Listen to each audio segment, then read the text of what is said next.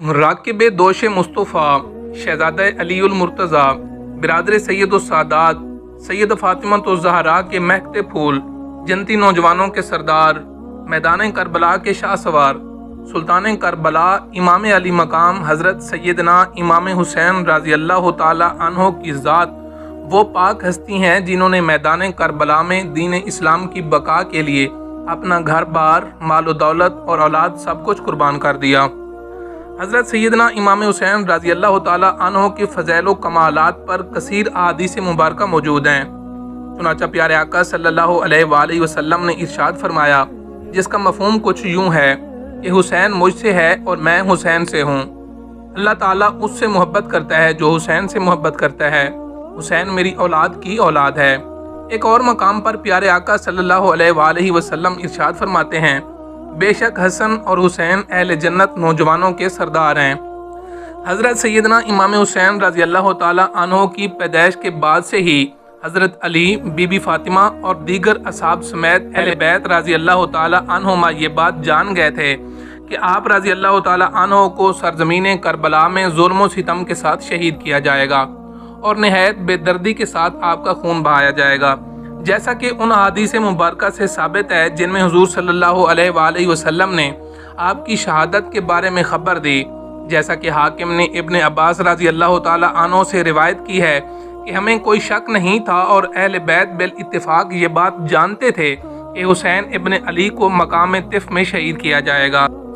اللہ پاک نے جس طرح اپنے پیارے حبیب صلی اللہ علیہ وآلہ وسلم کو کثیر معجزات سے نوازا بلکہ معجزہ بنا کر بھیجا، اسی طرح آپ صلی اللہ علیہ وآلہ وسلم کے نواسے امام حسین رضی اللہ تعالی عنہ کو بھی بے شمار کرامات سے نوازا تھا،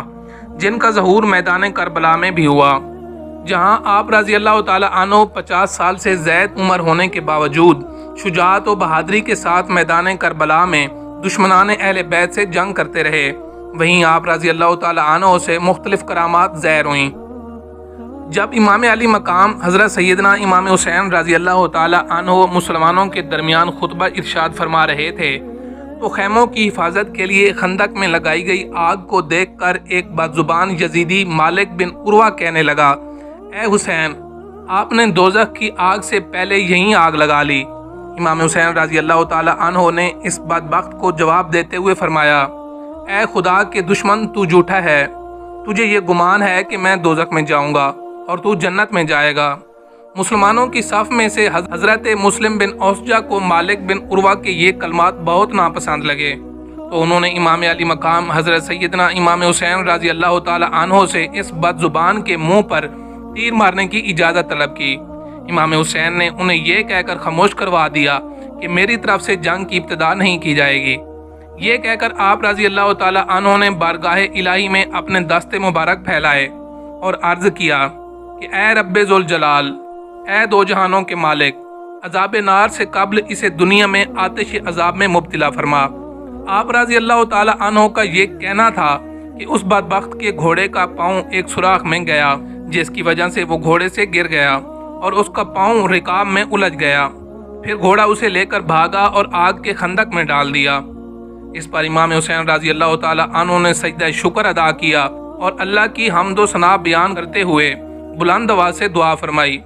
یا اللہ، ہم تیرے حبیب کے گھر والے اور ذریت ہیں، ہم پر ظلم کرنے والوں کے ساتھ انصاف فرما۔ اسی دوران دشمنوں کی صف میں ابن اشعث نامی شخص نے کہا کہ آپ کو حضور سرور کائنات صلی اللہ علیہ وآلہ وسلم سے کیا نسبت ہے؟ اس کی اس بے ادبی کی وجہ سے امام حسین رضی اللہ تعالی عنہ کو کافی تکلیف پہنچی اور وہ دوبارہ بارگاہ الہی میں عرض گزار ہوئے، یا اللہ، ابن اشعث نے میرے نسب پر جرح کی ہے اور یہ مجھے تیرے حبیب صلی اللہ علیہ وآلہ وسلم کا بیٹا تسلیم نہیں کرتا۔ یا اللہ عز و جل اس بد زبان کو فوری عذاب میں گرفتار فرما۔ جس کے بعد اس بے ادب کو قضائے حاجت کی ضرورت پیش آئی تو وہ گھوڑے سے اتر کر ایک طرف بھاگا اور کسی جگہ قضائے حاجت کے لیے برہنہ ہوا تو ایک سیاہ بچھو نے اسے کاٹا تو وہ اسی حالت میں نجاست آلود زمین پر گرا اور اس کی جان نکل گئی۔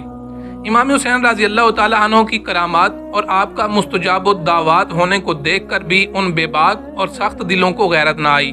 اور ایک مغرور شخص نے امام حسین رضی اللہ تعالی عنہ کے سامنے آ کر کہنے لگا کہ اے حسین، دیکھو تو دریائے فرات کیسے موجیں مار رہا ہے، مگر خدا کی قسم تم اس کا ایک قطرہ بھی نہ پی سکو گے، حتیٰ کہ تم پیاسے ہلاک ہو جاؤ گے۔ امام حسین رضی اللہ تعالی عنہ اس مغرور شخص کی باتیں سن کر رونے لگے اور اپنے پروردگار سے عرض کرنے لگے، یا رب ذوالجلال، اس کو پیاسا مار۔ امام حسین رضی اللہ تعالی عنہ کا دعا مانگنا تھا کہ اس مغرور شخص کا گھوڑا اسے گرا کر بھاگنے لگا، جس کو پکڑنے کے لیے اس شخص نے دوڑ لگائی، جس کے سبب اس پر پیاس کا غلبہ ہوا اور وہ پانی پانی پکارنے لگا۔ اس کے ساتھیوں نے اسے پانی پلانا چاہا، لیکن ایک قطرہ بھی اس کے حلق سے نیچے نہیں اترا اور وہ مغرور شخص اسی شدت پیاس میں واصل جہنم ہو گیا۔ امام حسین رضی اللہ تعالی عنہ سے کرامات کا ظاہر ہونا اس بات کی طرف اشارہ تھا کہ امام حسین رضی اللہ تعالی عنہ کی کرامات آپ کی شان و عظمت پر گواہ ہیں۔ نیز دشمنان اہل بیت کو یہ بتانا تھا کہ دیکھ لو کہ جو ایسا مستجاب الدعوات ہو، اس کے مقابلے میں آنا اللہ پاک سے جنگ کرنا ہے، لہٰذا اس معاملے میں اللہ سے ڈرو۔ مگر ان بے باک لوگوں نے دنیاوی منصب کے لیے حسین ابن علی کو شہید کر ڈالا،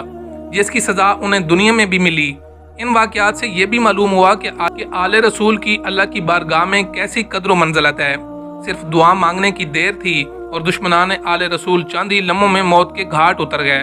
اللہ پاک ہمیں بھی آل رسول کا ادب و احترام کرنے اور ان کی طرح دین اسلام کی خاطر اپنا سب کچھ قربان کرنے کا جذبہ عطا فرمائے، آمین۔